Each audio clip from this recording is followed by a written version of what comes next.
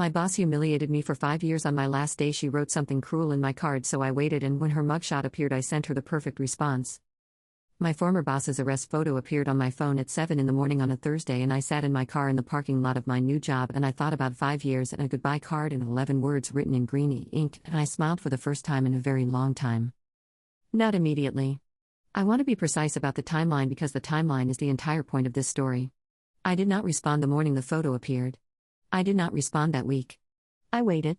With the specific patience of someone who has learned that the right response delivered at the right moment is worth infinitely more than the fast response delivered from inside the immediate feeling.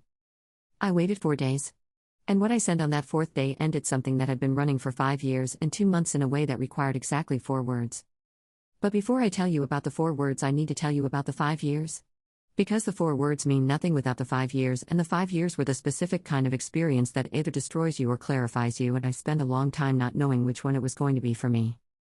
Her name is Diane. She had been at the company for 18 years when I arrived, and she had occupied her position for 11 of those years with the specific settled authority of someone who has been somewhere so long that the place has begun to organize itself around them rather than the other way around. She was competent. I want to say that honestly because the story I am about to tell is not the story of an incompetent person whose failures I suffered through. She was genuinely good at the technical requirements of her role. She was also one of the most deliberately cruel managers I have encountered in my professional life. Not obviously. Not in ways that produced immediate documentation or clear violations or the specific obvious conduct that HR processes are designed to catch. In ways that were smaller and more sustained and more difficult to describe to someone who had not been in the room when they happened, because each individual instance was deniable and the pattern was only visible if you had been present for all of it. I had been present for all of it.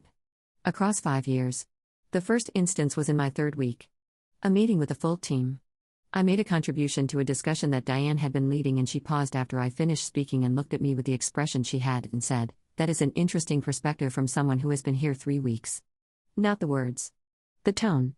The specific inflection that communicated to everyone in the room that what I had said was the kind of thing a person who had been there 3 weeks would say, and that the people who had been there longer had already considered and discarded it.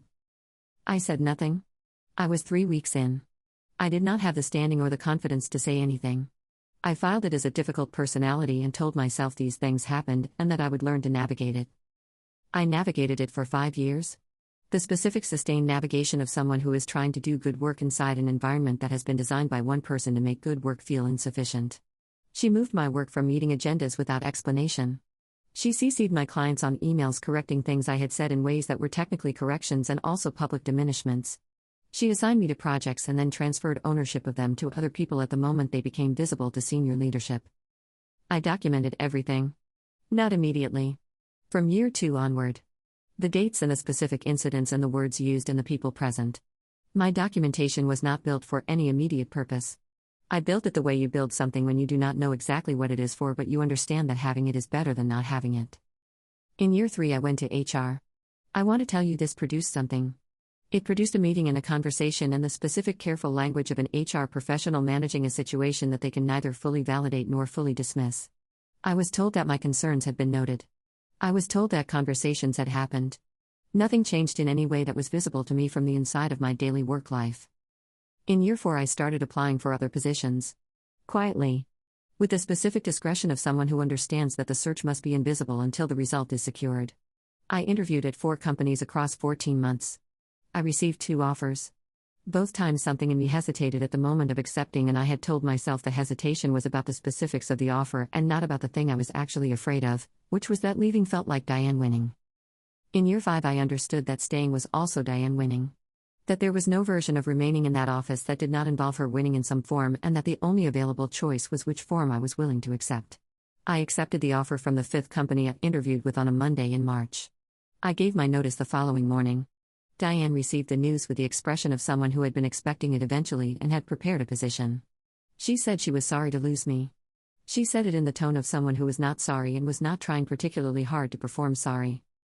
The last day was a Friday in April. The office had done the thing offices do when someone leaves: a small gathering in the afternoon, a supermarket sheet cake with my name on it, a card that had been circulated for signatures. I made the rounds of the office with the specific warmth of someone who was genuinely going to miss most of the people in it and was not going to miss the one person who had made 5 years into what they had been. Diane presented the card. She said something brief about my contributions. She handed me the card with the specific performance of a manager doing a professional thing, and I took it and thanked her, put it in my bag to read later. I read it in my car in the parking garage. 41 signatures across 6 pages. Messages that were warm and specific and occasionally funny in the way of people who have known you across 5 years of ordinary work days and have accumulated enough to say something real. And then Diane's message. On the inside back cover. Written in green ink in her specific handwriting that I had been reading on documents and emails and corrections for 5 years. 11 words. She wrote, "Good luck finding somewhere that will put up with you." I sat in my car in the parking garage with the card in my hands and I read those 11 words 4 times. I thought about 5 years. The meeting in week 3. The moved agenda items. The CC'd clients. The transferred projects. The HR meeting that produced nothing visible. The 14 months of quiet applications. The hesitation at 2 offers because leaving felt like losing. And now 11 words in green ink on the inside back cover of a goodbye card signed by 41 people who had written something real. I put the card in my bag. I started my car. I drove home. I did not call anyone that night. I did not post anything. I did not send a message or write a response or do any of the things that the immediate feeling was producing in me as available options. I sat with the 11 words and I thought about them, and I made a decision. The decision was to wait. Not forever. Not with a specific timeline in mind. Just to wait until the right moment arrived and to trust that it would arrive and that I would recognize it when it did. I started my new job the following Monday. The new company was the specific kind of different that you can only fully appreciate when you have spent 5 years in the other kind. A manager who asked questions before drawing conclusions. Colleagues who built on each other's contributions rather than diminishing them. The ordinary respect of a professional environment in which competence is recognized rather than managed. I worked. I did good work. I let the 5 years recede into the background of my daily experience the way things recede when you stop feeding them with your attention and start feeding something else instead. I had not forgotten the 11 words. I had simply decided not to act on them until the right moment, and the right moment had not yet arrived. It arrived 14 months after my last day. On a Thursday morning at 7. A notification from a local news alert I had set up years ago for reasons unrelated to Diane and had never turned off. The notification contained a name I recognized and a photo and a headline. I sat in my car in the parking lot of my new job and I read the headline and I looked at the photo and I thought about 5 years and a goodbye card and 11 words written in green ink, and I felt the specific feeling of someone who has been patient for exactly the right amount of time. Diane had been arrested. The charges were specific and documented in public in the way that arrest records are public. I am not going to detail them here because the details belong to a legal process that was underway and that I was not a part of. What I will tell you is that the charges were professional in nature. Related to the specific conduct of someone in a position of authority over other people. Related, in ways that the documentation made clear, to a pattern of behavior that had been occurring across a period of years. I read the article twice. I looked at the photo. I thought about my documentation. The 2 years of dates and incidents and specific words and people present that I had built without knowing exactly what it was for. I now knew what it was for. I put my phone in my pocket. I went into work. I did my job for 8 hours. I came home. I made dinner. I sat on my couch and I looked at the ceiling for a while and I thought about timing and patience and the specific satisfaction of understanding that something has resolved itself in a form you did not plan but that the universe apparently had been planning on your behalf. Then I went to my desk. I took out the goodbye card.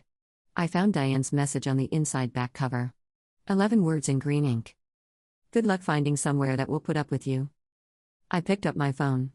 I found her professional contact information, still in my phone from 5 years of working emails, not her personal contact, her professional one, the one that was still active and still associated with the company email she had been using. I composed a message. 4 words. 4 words was all it needed. I sent it. Then I put my phone face down on the desk and I went to sleep at 9:30 and I slept without interruption for the first time in longer than I could remember. I want to tell you what the 4 words were. But first I need to tell you what happened the morning after I sent them. Because the morning after contained something I had not anticipated and that changed the complete shape of what I understood about the 5 years and the 11 words and the 14 months of patience. I woke up at 6. I picked up my phone. There were 3 notifications. Not from Diane. From former colleagues at the old company. People who had been in that office across the 5 years and who had, for various reasons, maintained contact with me after I left. The first message was from a woman named Priya who had been at the company for 7 of the years I was there and who had been, across 5 years of shared daily experience, one of the people I had trusted most in that office. She said, I saw the news. I want you to know that several of us have been asked to provide statements. I wanted you to know before you heard it from somewhere else. The second message was from a man named Owen who had joined the team in my third year and who had witnessed several of the specific incidents I had documented. He said, they reached out to me yesterday. I told them everything I saw. I thought you should know. The third message was from a woman I had been less close to but who had been present at the week 3 meeting, the first incident, the one where Diane had said that is an interesting perspective from someone who has been here 3 weeks. She said, I should have said something at the time. I have been thinking about that for years. I said it yesterday when they asked me. I hope it helps. I sat in my bed at 6 in the morning with 3 messages on my phone and I understood something that I had not fully understood when I sent the 4 words the previous evening. I had not been the only one keeping records. I called Priya. She answered immediately. She had been awake. She told me that the investigation had been underway for 3 months and that it had started with a complaint from someone who had joined the company after I left and that the investigation had expanded as the investigators began speaking to former employees and the specific pattern that the complaint had described had been confirmed and extended by the accounts of people who had been there for years. She said, your name came up. Not as a complainant. As someone who had been there long enough to have seen the full pattern. They may reach out. I said, if they reach out I will tell them what I saw. She said, you documented things, didn't you? I remember you writing things down after certain meetings. I said, yes. She said, I thought so. I said, I did not know what I was building it for. She said, now you know. They reached out on a Monday. I provided my documentation. 2 years of dates and incidents and specific words and people present, organized in the way I had organized it, which was by date and by type and by the names of the people who had been present for each incident. The investigator received it with the specific quality of someone who has been looking for exactly this form of evidence and has just found it. She said, this is very thorough. I said, I had a lot of time to be thorough. She said, how long did it take you to compile this? I said, I did not compile it after the fact. I built it in real time across 2 years. It starts in my 2nd year and continues through my last day. She said, your last day is in here? I said, yes. There is one entry for my last day. She asked me what the entry was. I told her about the goodbye card. The 11 words in green ink. She asked if I still had the card. I said yes. She asked if I could provide it. I said yes. I sent her a photograph of the inside back cover. 11 words in green ink. Good luck finding somewhere that will put up with you. Written in a goodbye card. Signed by a manager. Given to an employee on their last day after 5 years. The investigator was quiet for a moment after I told her this. Then she said, thank you for keeping this. I said, I kept everything. The process moved through its stages over the following months. I was not at the center of it. I was one of multiple people who had provided accounts and documentation, and the process did not belong to me and did not try to make it mine. I provided what I had. I answered what I was asked. I let the process do what processes are designed to do when the evidence is sufficient and the pattern is documented and the people who have seen it are willing to say so out loud. Now I need to tell you what the 4 words were. Because I have been building to them and they deserve to be said precisely and in the full context of everything I have told you. The 4 words I sent to Diane's professional email at 9:30 on a Thursday evening 14 months after my last day, after sitting on my couch and looking at the ceiling and thinking about timing and patience and the specific moment I had been waiting for, were these. I still have everything. Not I told you so. Not I win. Not anything that was about me or my feelings or the 5 years or the 11 words specifically. 4 words that contained exactly what they contained. A statement of fact. A piece of information that she was going to need to have. Delivered without drama or performance or the satisfaction seeking that would have made it about my emotional state rather than about the specific and practical reality it was communicating. I still have everything. The documentation. The dates. The incidents. The specific words. The people present. The goodbye card with 11 words in green ink. Everything. She read it. I know she read it because the professional email platform I sent it through had a read receipt function and the receipt came back within 4 minutes. 4 minutes. At 9:34 at night. Which told me she had been awake and she had been checking her messages and she had been in the specific state of someone whose situation has just become significantly more complicated than it already was. She did not respond. I had not expected her to respond. The 4 words were not an invitation to a conversation. They were information. Delivered. Received. Complete. I put my phone face down. I went to sleep. What I felt was not the satisfaction I had expected to feel. I want to be honest about that because I think the honest version is more useful than the version where the 4 words produced exactly the emotional resolution I had been building toward. What I felt was quieter than satisfaction.